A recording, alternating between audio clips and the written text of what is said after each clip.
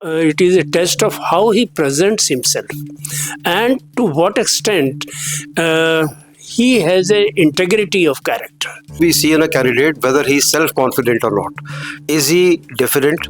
Is he confident? Can he maintain his stance? That is what we see in the candidate. A candidate should be well aware about India's neighborhood because it impacts India's national interests. And at the same time, that by and large, we try to approximate what can possibly be asked to him during the interview.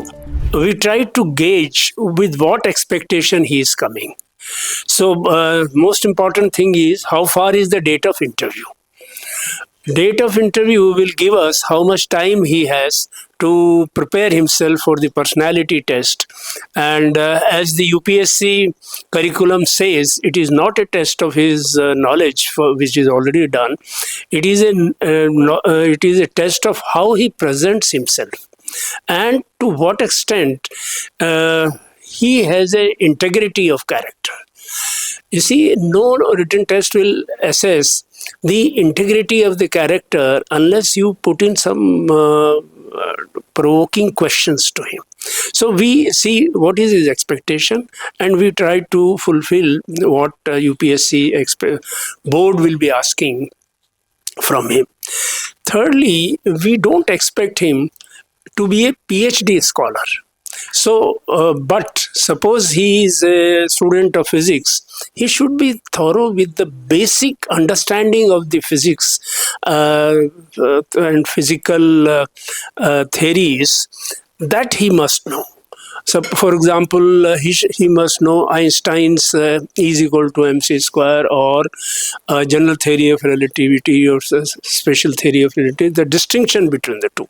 So, we don't expect him to be a PhD scholar, but how far he has understood his subject and how he explains. So, there we will assess him and of course, how he will perform in a field situation.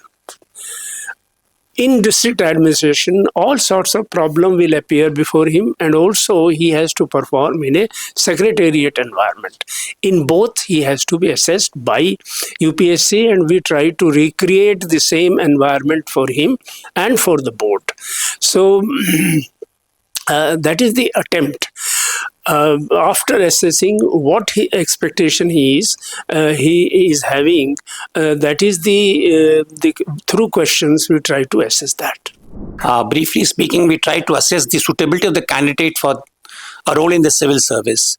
We also try to grade the candidates as to what are his capabilities, to what is his potential, how far we can rely on him, and these are done through asking him questions on various attributes.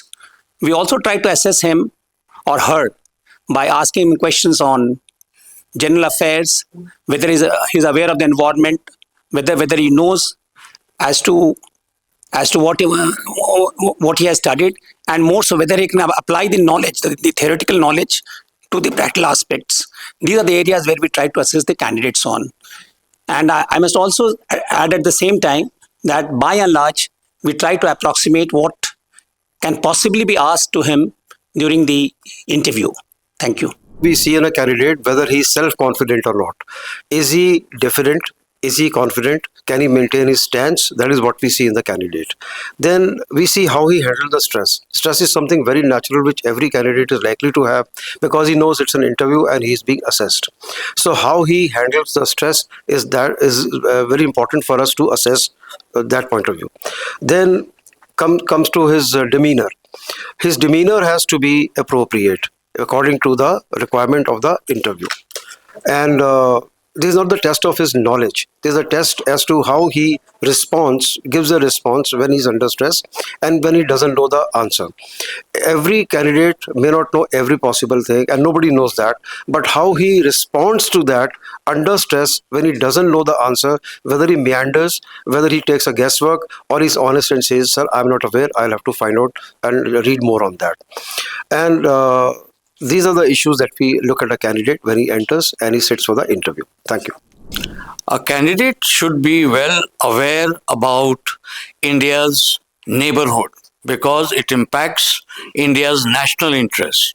So, the relationship with our neighbors, the problems that we have, and the possible solutions should be something that all the students who are appearing for this exam should be aware of. They should also look at what are the programs and policies being carried forward by the government so as to achieve India's national interest in international relation, as well as many of the major international unrest and trouble spots, as well as new developments, have the potential to impact India's national interest in varieties of ways. In a globalized world, no event can be excluded from India's national interest. Therefore, the student must be aware of major events that would impact India's national interest. Therefore, the relationship between India and the various countries in international affairs is very important for any interview.